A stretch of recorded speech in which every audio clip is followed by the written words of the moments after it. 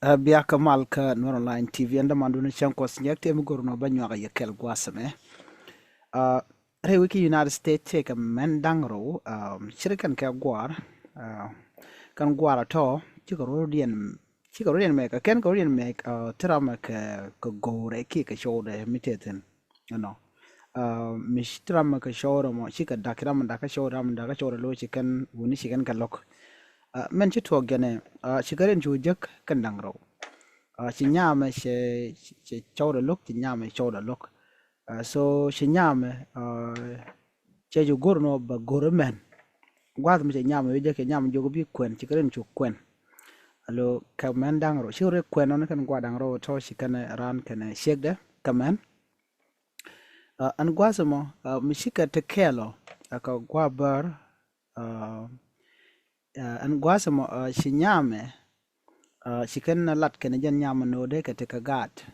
aduno kwi kan gwaz dan de kan ga de kan ko jekten Michigan goron be take gat kon United States la we take down or mala we jek mu gur dabla tok la yu to mala we European ba jamo ka gat mi jiram goro be dab ka gat la jin be dab bi red la jin ano ke bi gat bi ja adapt ko ngeno an go la gala ka dab ko kon wetel je ko kon shi kon gat shi kon ka dab kon wore shi garal den ci de no te bi brom she dem tok tel je ko kon ba te ka jor mi logo dab gar den bi yo Canada gadu bi kok yo no shi kan ladano bikon jichen kel ko ra nyal kan nyal shi gorin chu kwen no shi goro kwen lo jikar nok shi kan yuan tam bikon ta ka gad but bikon ta gad shi kan dang ro kan dolo no gad kon dang ro biken bu gwandien no be yiga ramkel ala woodkel kuje mo shi kan chu agree no kan ku kan gwano de kan wo dolwal ko de ka wo chu moy ka garden bini lo kana gar to kana be ka ruodo alane kan be ka ruodo chu kan chu gorno bi kan wo mi kan de go dul wal kan jigo no dul wal te ga yutu ngwan long te chikan ka dem long ka kwi gat you know an kwa mi chikan bana chikan agreement be lati karan chikan jek chikan ro ke wudo mo a shudo mo jogo no ko la kan te kel ga jen wudo mo shudo shika wudo mo jogo gone no de kon dine dab gat kon dangro kan dangro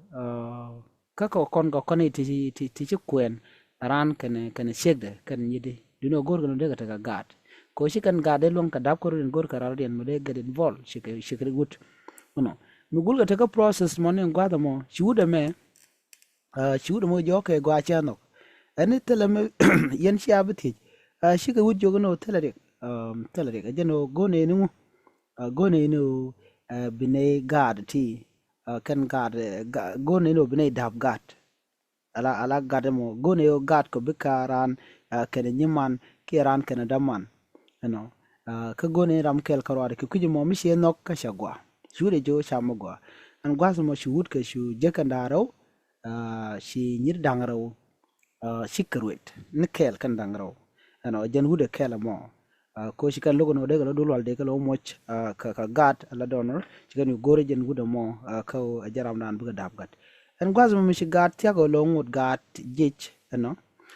shi gude me she part she le mala shal ke baby shower dio je ngai kone alo mi bi shek ko la dab la jalat ke na mo an gwada mo ci nyiri kan wo bana ne me bana jalat ke kuje mo ko ko na lat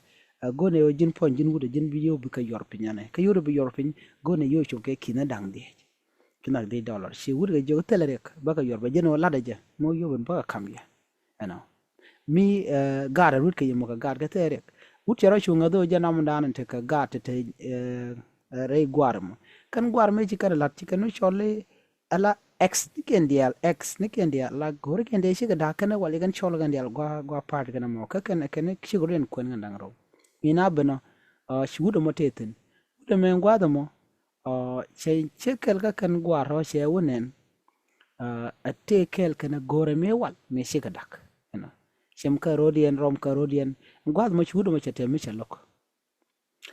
mi shi dor ko togo shi wudo mo ga jog shi gwar jon bi yude kon bi ngun chega jogo yude ra chana mo yor pin ko yen gul yen ngut kel ka sho kunte kon de sha daka ka an ngajno do nga jaram dan la gon gan gad kun rejme an gwad chu nyiri kan luk gan shu lep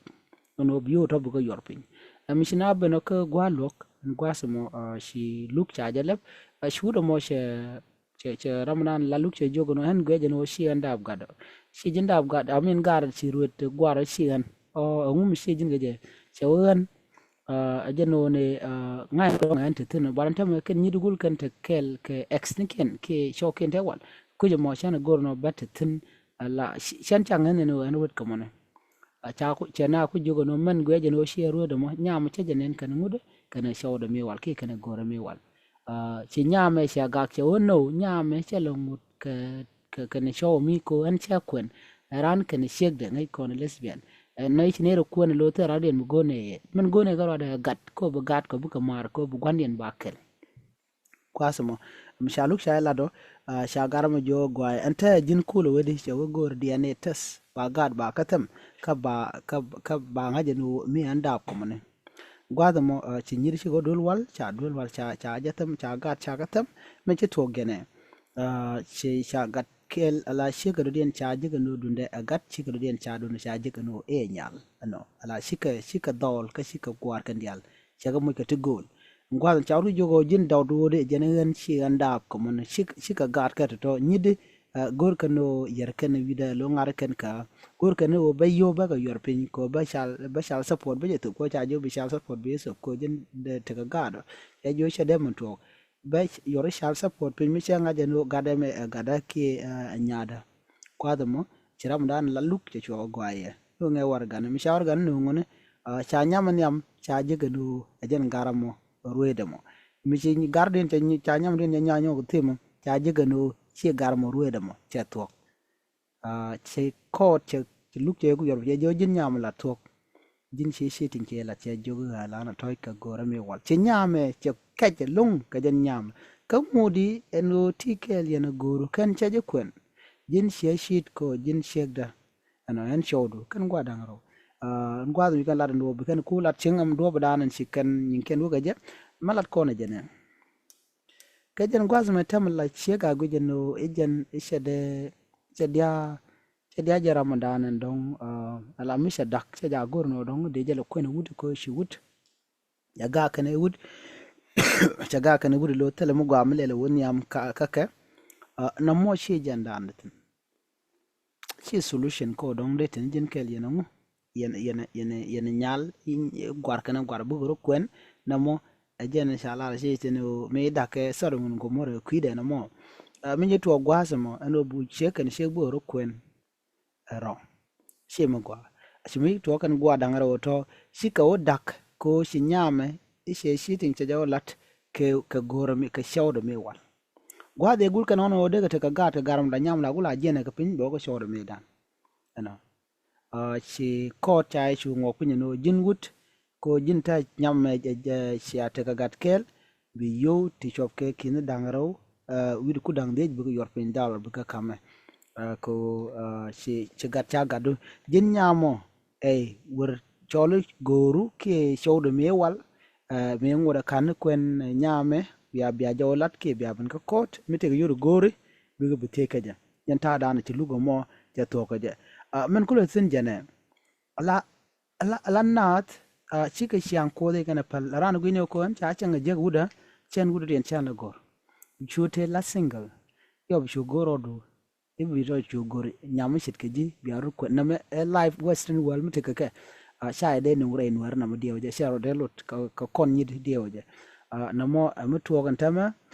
ko mishi gatche le gorbo dol wal moji ga gat mi logo wud bo to yin wud bo paji mo ka gatto no mo miltin ko mishi gor yino bo kong ni wud ka bo ko biteka gada bu rom tele me chele teletin ti ka shuong bo ke ti ka lwar ko bo dana chalo ke je malo na meja o chware wona lok